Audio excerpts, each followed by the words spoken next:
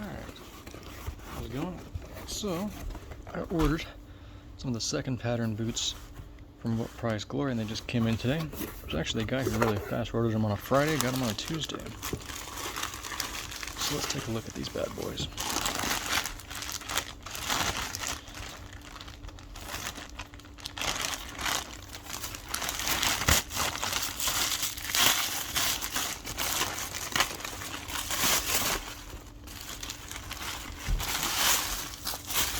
Alright.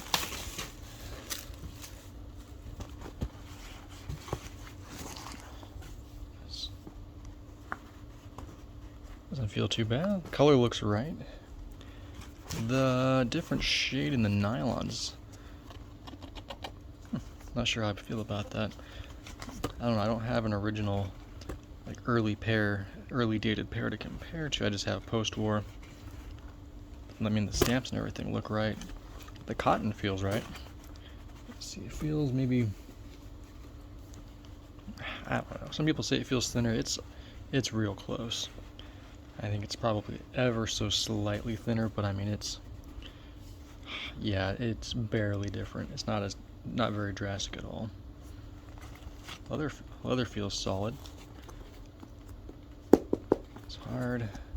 It's got the raw. It's kind of on the pictures it looks white, but this is more. It's more like a regular raw leather color. Eyelets seem good. Let's take a look at the little holes. Those look pretty good. Looks like a pretty legit little holes there, or drain holes. Here's the tread. Looks pretty good. It's pretty prominent. This I think is a pretty nice little touch, having just a vintage looking tag. 1965 Type 2. Whereas one pair of socks, cushion sole, one pair of insoles.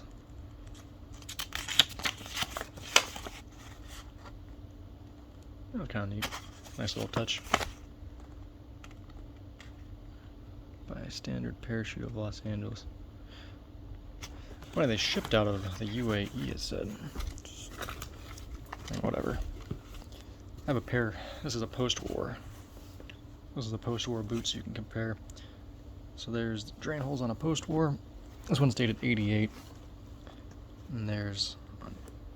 You kind of see... Ooh, that one looks like it's got little splits in it, but you can see they're pretty close. Not perfect, but I mean, that's not bad at all.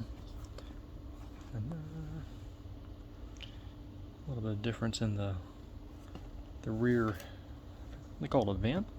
Seems like it's a little bit higher up to me. It's cut a little higher. This one comes down to just about the ball of your foot. This one seems a bit higher. Let's take a look at the other side. Like I said, this is post-war, so don't get like too, like for example, it doesn't have the split. This one has a split. And this side seems about even on the where it goes. Let's see. Yeah, and then here you can see the marks. They have a little size mark, size 10. Slightly different spot. This one's over here, or actually, sorry, reach over. It's right there. Then it has a little. I can't see it. But anyways, so the markings are pretty similar. I have some of the other boots that are circle size like that as well. And my big beef with Panamas, it was so shallow right where you need it most. It wears out to basically being smooth pretty quickly. Alright, let me pause this here and we'll take a look at the sizing, because it does feel a little bit on the wide side, which I know that they do come wide, but let's take a look and see just how wide. Alright, so these are not a perfect example because this is a 9 and this is a 10, but if I line them up side by side, they're not that far off.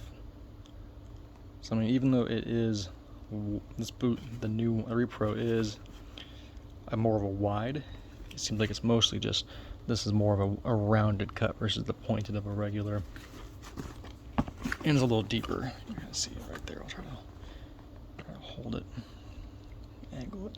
So that's one thing problem I always have with originals is this is real narrow. My toe is pinched. Whereas this, it's a little bit little bit more space in there, which I think is the main difference. This just gives you a little more space, whereas this was always pretty shallow.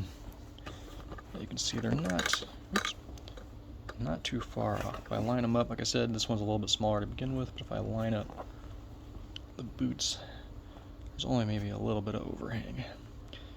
Maybe like a millimeter, if that. So they're pretty close. So even though it says they're wides, there we go, it's not like a huge difference. It's more the depth in the boot, like I guess you could say try to angle this, the height. That's the main difference there.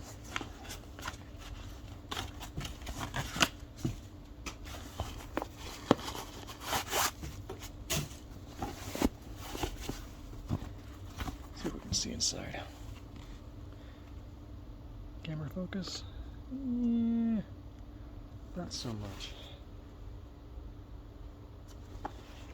They do have, I mean, they're not bare inside, they do come with a little foam instead of the nylon, which I'd love to find the nylon, but apparently they were a dime a dozen last time I looked, and now I can't find one to save my life. But the insoles, the spike protective insoles, they just have a foam insert. So, oh, there you go, you can see inside a little better now.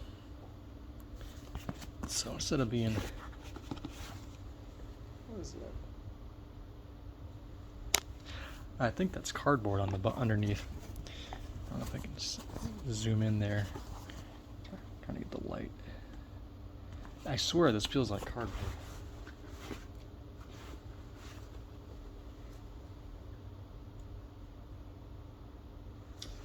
Not sure. You guys are going on this trip with me. I'm kind of bored. The soles are not all that flexible. Some people said that it's like real soft, and they're decently stiff. I mean, well, I don't want to go too nuts on this, but I mean, it doesn't feel any softer than the original. I mean, maybe the rubber's slightly gummier, but it feels like the same rigidity. Let's see. All right, let me grab a sock. Try this on. All right, so here it is. Here, I'll back up. So, granted, 9 regular, 10 wide. It does feel pretty wide. It's not. You can see the difference too. Like it comes around versus this one. I have a lot of space.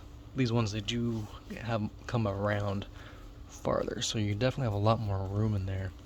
This one is pretty tight, like it's almost like spandex getting the 9s on for me. So this I can barely get into the 9, so 10 is better. But you can see the toe lines up.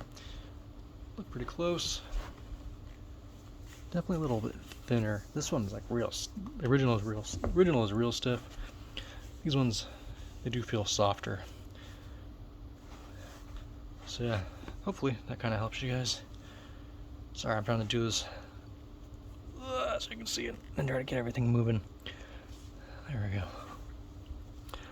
Hopefully that helps. I'll do a longer test. I'll put them through their paces, get them wet. Check out the inside. I'm a little concerned if that is made out of cardboard about wearing them in the water. So I'll have to do a longer test. And we'll see how they fare. So far, so good. I think your best bet though, if you do get a pair, ditch that little foam insert and just throw like a Dr. Scholl's one in there, or an original spike protective if you can get a hold of the appropriate size. For some reason, I can't find any 10s. But if I do, I'll throw one in there. But until then, I think I'll just get a Dr. Scholl's, because that'll help fill up some of that empty space. Because it's pretty thick, so I can feel my foot moving around. So I'll probably put a Dr. Scholl's, because it's a little thicker. I'll take up some of that empty space there. But yeah, so there we go. Hope that helps you guys. Excuse my foot. Hope that's of use and good info. I'll update it as I wear these around and put them through their paces and see how they hold up. Alright, take it easy, guys.